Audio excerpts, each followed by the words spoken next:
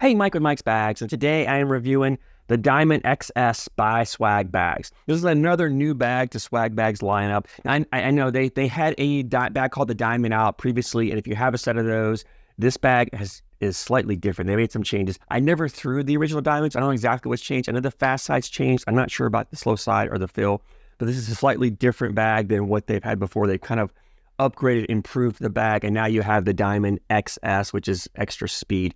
So the Diamond XS is what we got here. Let's go ahead and dive in. We'll break this bag down and start with the slow side. It's the same slow side material you find on the Lucky Bags Pro Sniper. It's a fast but somewhat controllable material. I call it about a 6.5 speed. I think Swag Bags has a website listed as a 7, so I'm really a 6 to 7 speed range on there. It's great for just running the hole with the occasional blocker here and there, but it's definitely a faster bag player's material. So looking about a 6.5 speed on the slow side. Fast side, this is that BG, Shapeshifter, Sorcerer, Samurai fast side. Crazy fast. It's like a 9.5, 10 speed material. It's great for pushing, collecting. It's great when there's just chaos and congestion on the board, just blasting through that. So about a 6.5, 9.5 speed bag here. Template wise, this is a medium template bag, but it feels like a larger bag because it is a thin bag. And the reason it's thin is the fill. There's a mixed fill in here, but the fill favors more of that flat fill in there than it does the bead fill. It's mostly a flat disc, mostly a flat fill. There's a few beads mixed in there. It may be the same fill they used in the Bazooka I reviewed recently. I'm not sure. It feels like it. I'm not sure it's exactly like it, but it's very similar to that. And the beads in the bags is what gives the fill volume and puffs them up. When you put more flat fill into the bag, it's thinner. So it's definitely a thinner bag. Gives it more flop to it. It's still not a very floppy bag. It's not the floppiest bag. Although I will say, when I first got these bags, a little stiffer. I didn't like them. I really didn't enjoy throwing them. But the more I threw them, as they broke in, I've really started to like them as they break in more and more. They're becoming a more forgiving bag. They're really a very hole-friendly bag. So I'm really starting to enjoy throwing this bag. And they're not fully broken yet. There's more to go here. So they'll get a little more flop to them. But again, it's not a large floppy bag. It's a medium bag that's thin, that has some floppy characteristics. So if you don't like a real floppy bag, I think you're going to love this Diamond XS because there's enough feel here. I can still grab it, get a great hand feel. I can lock the bag down. There's not a lot of movement there. So I still have complete control over a bag like this, but you've got the forgiveness of that flat fill, that floppier bag of when it lands. If you don't throw the flattest of bags, it has very little to no kick on it. It's going to land, flatten out, and run fairly straight, true up the board. Like I said, very little kick on there. You tend to get more kick on bead fills, puffier bags. This is a very forgiving bag the way it lands. It's very forgiving around the hole. There's enough flop here that if you're off left or right, the bag is still grabbing that hole, spinning around, coming back in. Both sides very hole friendly. In fact, let's go ahead and jump into playability since I'm already starting to talk about that. And this is a bag to me that's designed to run hole for hole. This is a bag you're putting your 4 bags in, you're getting your 12 points, and you're just trying to outlast your opponent, trying to wait for your opponent to make a mistake. You can put an occasional blocker up there. You have some control over this bag. I did put a few blockers up when I was throwing it, but this is not a bag where I'm looking to play a dirty style game with. It's not a bag where I'm looking to cut and flop and roll and do other stuff with it. If you're an advanced rollback player, you can roll any bag. You can roll these bags, no problem. But for the average to below average rollback thrower, you are not rolling these bags. They just land too softly. They don't have enough movement. They don't want to get up and get up on the edge and roll as easily as a bouncier, more fuller bead fill bag would. So very forgiving, very soft landing, not the easiest bag to roll. You can throw some cuts with them.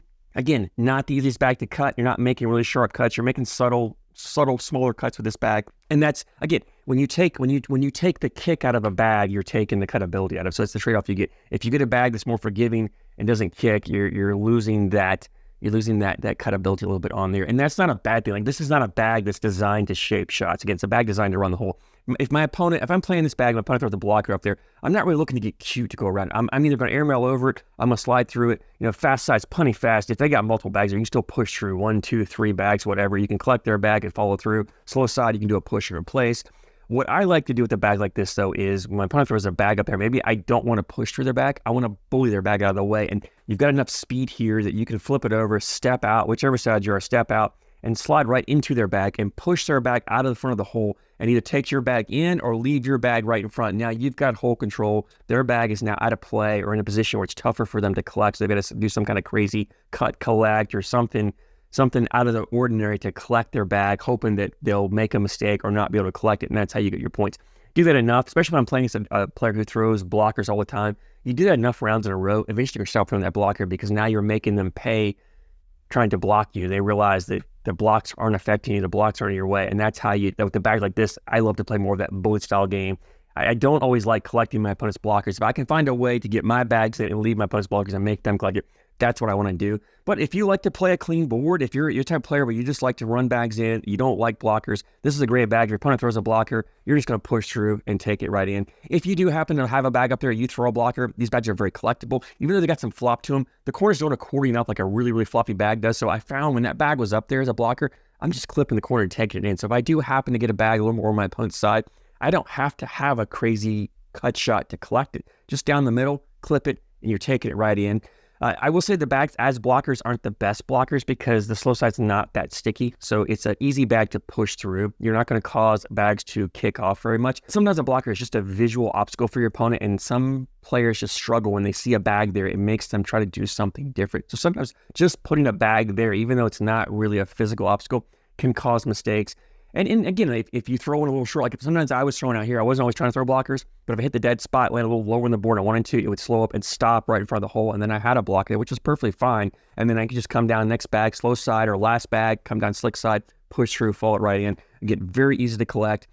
This is really more of a bag, though. As I mentioned, it's going for hole. This is a PPR building bag. This is a bag where you're running your bags in the hole. It's very forgiving. If you're off left or right, as I mentioned, this corner will grab and pull around and come back with enough speed. If you throw it if you don't have enough speed and it grabs, the bag will set there because you've got mostly flat fill. It's going to settle. It's not always going to drip in like you would more of a bead fill. But when it sits there, as long as it's not your last bag, again, very collectible around the hole. I didn't have to do anything crazy. I could usually throw my next bag down the middle and just hit it, and it would once I got it moving again, it was going to drip in.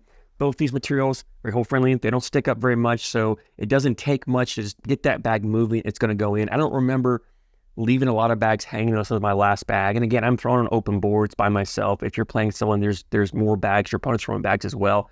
So bags are more than likely going to fall in. If you have one around the hole, it's probably going to go in unless it's the last bag out there. So all in all, very hole-friendly bag, very forgiving bag. It's a bag that's going to build your PPR. If you like to play round holios or deca rounds or ghost cornhole or any of that stuff, this is a fun bag to do it with. You're going to put up a lot of points. It's going to increase your average. So definitely a fun bag for that. And I actually had a blast on it. For me, if I wanted to go a fast bag route, this is the type of bag I think I would choose. I really enjoy throwing it.